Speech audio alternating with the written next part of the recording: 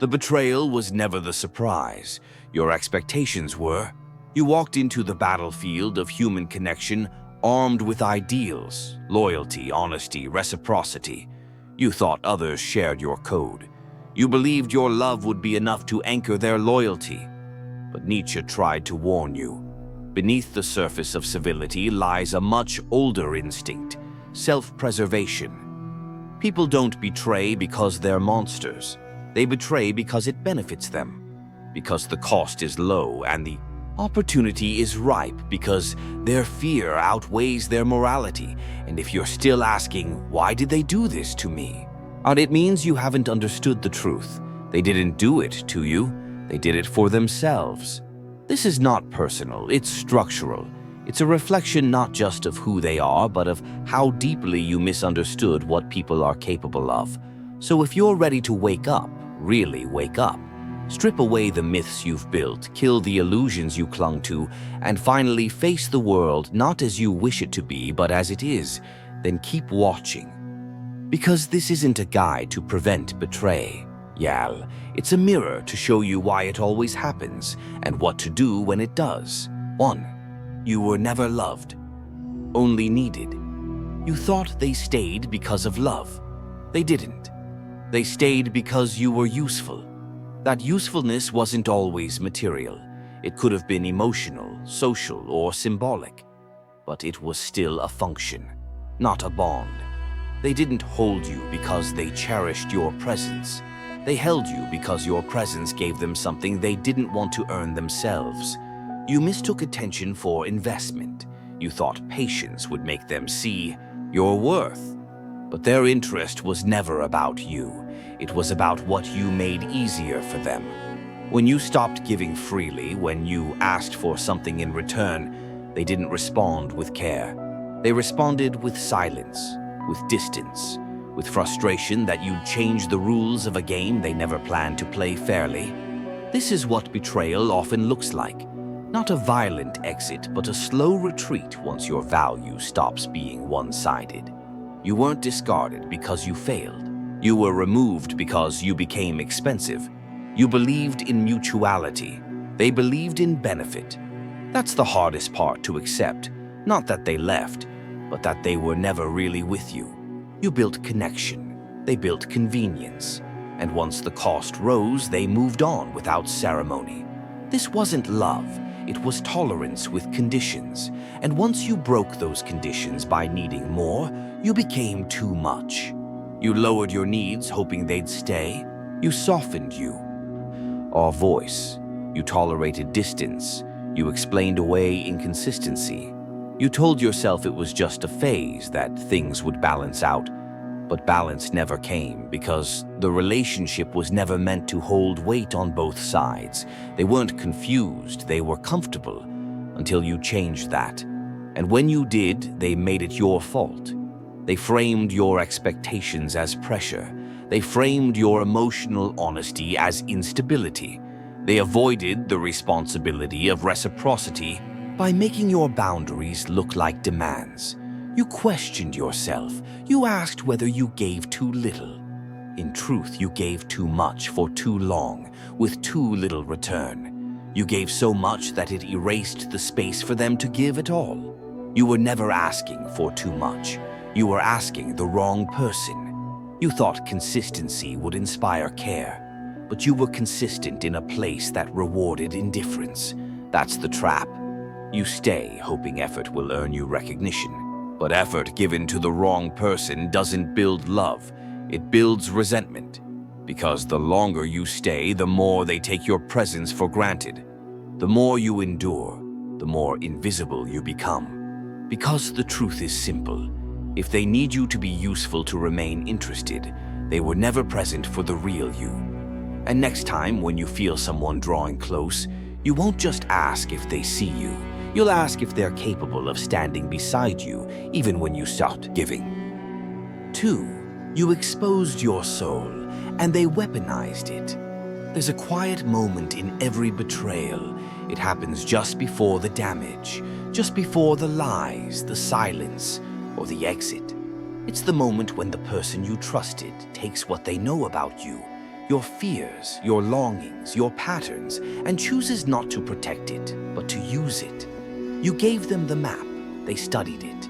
You offered transparency, they took inventory. You thought you were safe, you weren't. People often talk about you being hurt because someone changed. That's not true. Most don't change. They just no longer pretend. When your presence no longer serves them, the mask becomes unnecessary, and underneath it you find the person who always knew how to break you. That's the danger of vulnerability in the wrong hands. It gives people tools, and not everyone with tools builds. Some people only dismantle. They don't attack you with lies. They attack you with your own truth. They know what breaks you, and they wait for the right moment to use it. You didn't do anything wrong by opening up, but you did assume they had the maturity to hold what you gave them. That assumption was your blind spot, not your honesty, not your openness. Your belief that everyone values what you value. This isn't paranoia. It's pattern recognition. Look back. The worst betrayals never come from strangers. They come from people who knew exactly where you were soft. Not because they hated you, but because, see, when the bond cracked, they prioritized themselves. They didn't lie to you. Not directly. They just stopped caring. And when people stop caring, the past becomes meaningless. The promises irrelevant. The intimacy disposable. There's a false belief that closeness protects you. It doesn't. Closeness without integrity only makes you easier to reach when someone decides to destroy you. Don't confuse connection with safety. Some people connect only to study. They mimic empathy. They perform interest. But what they're building is access, and once they have it, they don't preserve you. They exploit you. The same person who once held you during your weakest hour might one day use that same story to justify leaving you. You thought sharing would strengthen the bond. It did the opposite. It created a hidden imbalance. They knew more about your core than you did about theirs. And when imbalance is present, so is risk. 3. You believed in their mask, not their nature.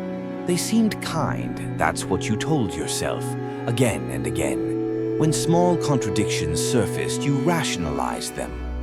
When behavior shifted, you blamed circumstance. You thought loyalty meant looking away. So you did, until the moment came when you couldn't anymore. The problem wasn't that they changed. The problem was you ignored who they were from the beginning. You fell in love with the version they offered, not the one they withheld. And that version was curated. It had charm, politeness, familiarity. But it was still a mask, a temporary performance that required very little effort and even less honesty. When people show up in your life, they don't always reveal their nature. They reveal what they believe you want to see. You mistake that for compatibility. It's not. It's social camouflage. You believed in their potential. You filled in their silences with hope. You explained away every incongruity with logic. And by the time their true self emerged, it felt like betrayal.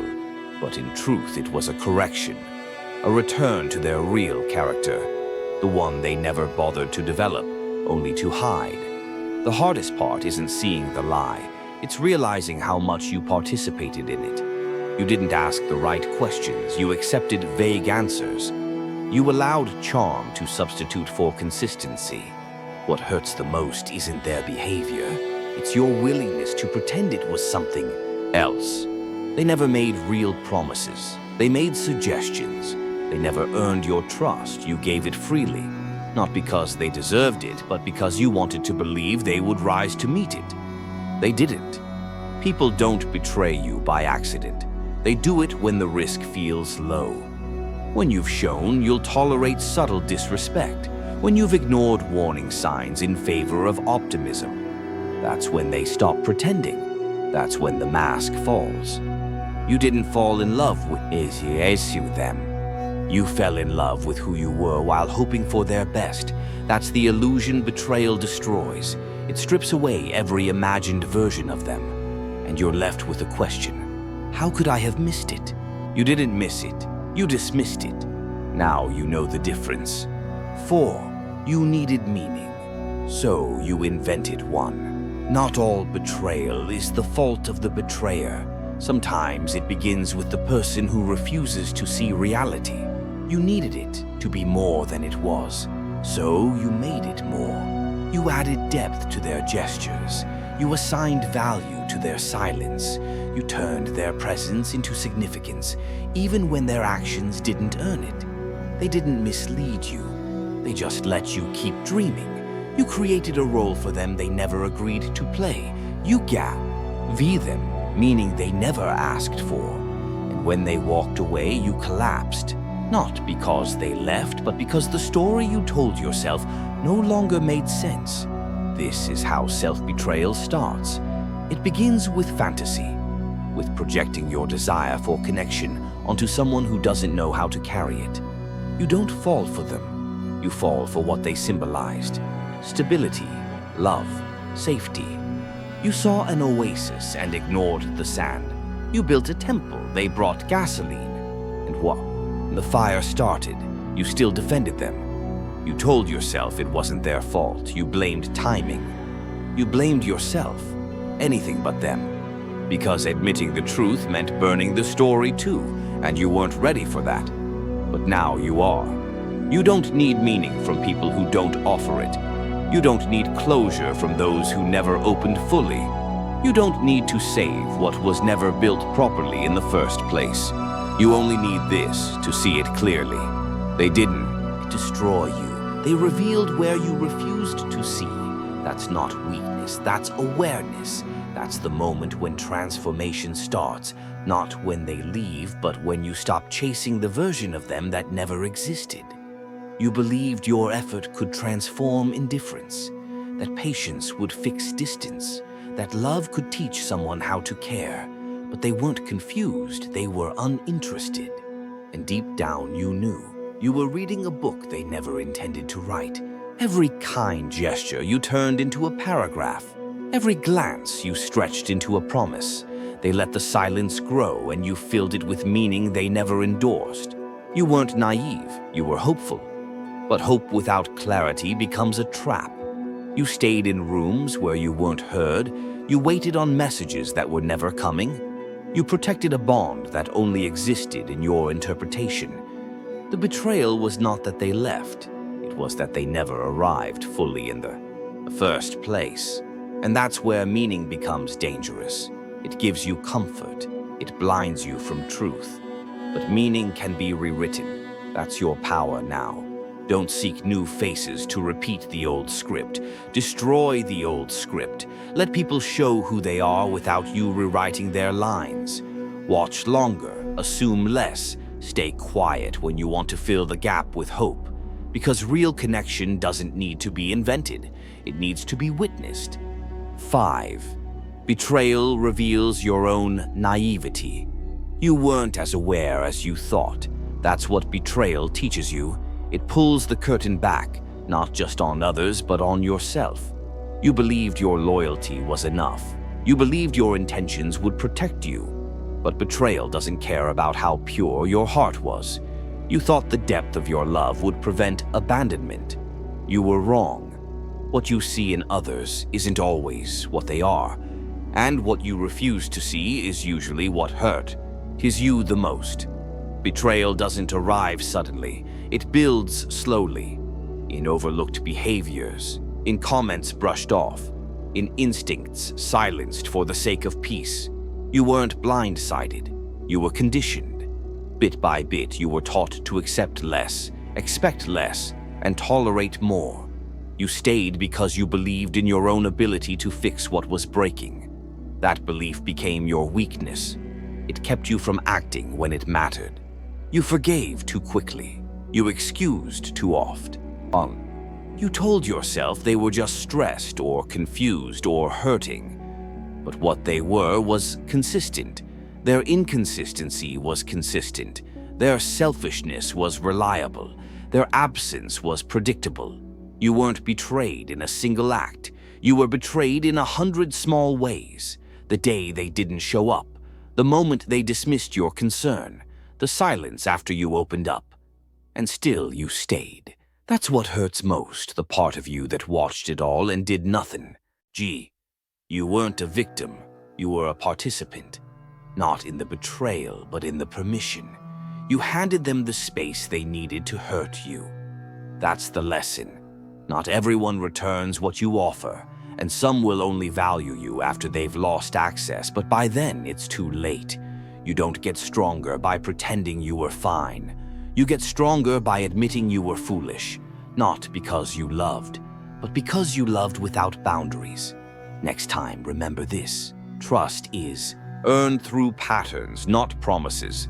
And once it's broken, the restoration should cost something. If someone hurts you and pays nothing, they'll do it again. 6. The strong man suffers silently. Strength isn't loud. It doesn't plead. It doesn't seek validation from those who destroyed its peace.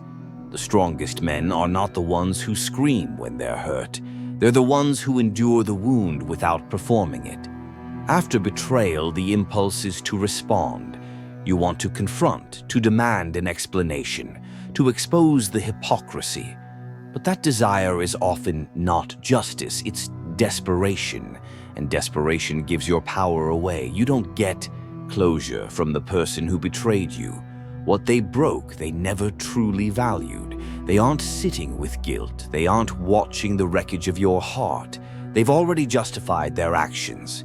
And if you try to plead your case, you simply enter their courtroom, where they're both judge and executioner. Strength is walking away without leaving an echo. When you say nothing, you reclaim the narrative. You become a question mark in their mind. You deny them the performance. Yea, they expected. Because people who betray don't want peace. They want aftermath. They want attention, even if it's rage. They want to feel powerful, even if it comes from your collapse. But when you give them nothing, they face something more disturbing than confrontation. They face your absence, and in that absence is a weight they can't measure or control. Silence is misunderstood. It isn't weakness, it's a verdict. It's you declaring that you've chosen your dignity over their apology, that you won't sacrifice your energy trying to educate someone on what should have been obvious. Yes, it hurts. But pain is a better companion than regret. If you speak, you give them room to distort. If you cry, they'll say you were unstable. If you fight, they'll call you bitter. But if you disappear, they're left with only themselves. And that's where the punishment begins. Because long after your silence settles, they will still hear it. In their quiet moments, in their failed distractions, in the mirror, in their next relationship when their new partner doesn't offer the same depth, the same loyalty, the same devotion you gave so freely. And by then, your silence will have done what no speech could. It will have become truth. To suffer silently is not to repress. It is to rise, not out of spite, but out of self-respect. You don't need an audience to prove you're whole. You only need discipline. The discipline to leave without explaining. The strength to mourn without collapsing. The wisdom to rebuild without announcing it. Let them wonder. Let them search your name and find nothing. Let your absence be louder than anything you could have said. Because a man who learns to suffer in silence doesn't just heal, he becomes untouchable. 7. Detachment is the final freedom. Detachment doesn't mean you no longer feel. It means your emotions are no longer up for negotiation. It means you've accepted the truth. Not everyone deserves access to your heart, and some people only taught you that by misusing it. You didn't let go because you stopped caring. You let go because you finally saw how much it was costing you to hold on. Betrayal teaches you to detach not out of bitterness, but out of clarity. You begin to understand, love without boundaries is erosion. You can give someone your time, your presence, your trust, but not your identity. Once you lose yourself, there's nothing left to protect. You once believed that staying made you strong, that enduring made you loyal. But that belief kept you in cycles of harm, waiting for change that would never come. Detachment is the end of that waiting. It is the quiet realization that you don't have to keep offering yourself to people who have already shown hey cannot hold you with care. You stop asking why they hurt you. You stop replaying the moment they left. Instead, you study the moments you ignored, the signals you softened, the silence you romanticized. Detachment isn't the absence of memory, it's the end of justification. When you detach, you stop proving your worth. You don't try to become what they need. You let them go find what they're searching for, even if it means they disappear into a silence that never returns. You don't chase. You don't perform. You simply close the door and return to yourself. The truth is, most people only stay as long as they are comfortable. The moment you stop being easy, the moment you require depth, they withdraw. That's when you learn. Their loyalty was never about who you were. It was about what you didn't ask for. And you wanted to believe in potential. You thought your patience would teach them how to stay. But patience cannot rewrite a person's character. Detachment is what finally stops you from trying. You don't need them to admit they were wrong. You don't need them to feel what you felt. You only need one thing: distance. Distance restores perspective. It returns your voice. It clears the fog of attachment and shows you the landscape of truth. You may still miss them. That's normal. Missing is a memory, not a reason to return. Emotions don't always fade at the speed of clarity. Detachment allows both to exist. You feel, but you don't follow. You remember, but you don't reach. That is freedom, and it's the kind of freedom no one gives you. You claim it. You take it the moment you stop explaining yourself to people who only understand control. You take it when you realize that peace doesn't require understanding from others. It only requires alignment with yourself. Detachment is not the end of love. It is the purification of it. It strips love of illusion, of dependency, of control. It leaves only what is real. And in that reality, you find something you never had before: sovereignty. You no longer need someone to complete you. You no longer bend to stay relevant. You become whole on your own terms, and anyone who approaches now must do so with care or not at all. Betrayal brought you here, but detachment keeps you free. You are not betrayed because you are weak. You are betrayed because you were real in a world that trades in masks. Every time they lied, every time they disappeared, every time they broke their word, you thought it said something about you. It didn't. It said everything about them. But here's the brutal part Nietzsche would have forced you to confront. You allowed it. You ignored the signs. You romanticized the red flags. You made yourself blind so you could keep dreaming. That's not love. That's self-abandonment. Betrayal doesn't destroy you. Your refusal to learn from it does. So now, stop waiting for apologies that will never come. Stop writing chapters for people who only came to steal your pen. Stop bleeding for those who wouldn't offer a single bandage if it were you on the floor. And next time, don't raise your voice, don't plead, don't break, disappear. Leave nothing behind but the silence of someone who will never be fooled again. Because that's the true power, not in never being betrayed, but in becoming someone they'll never get the chance to betray twice.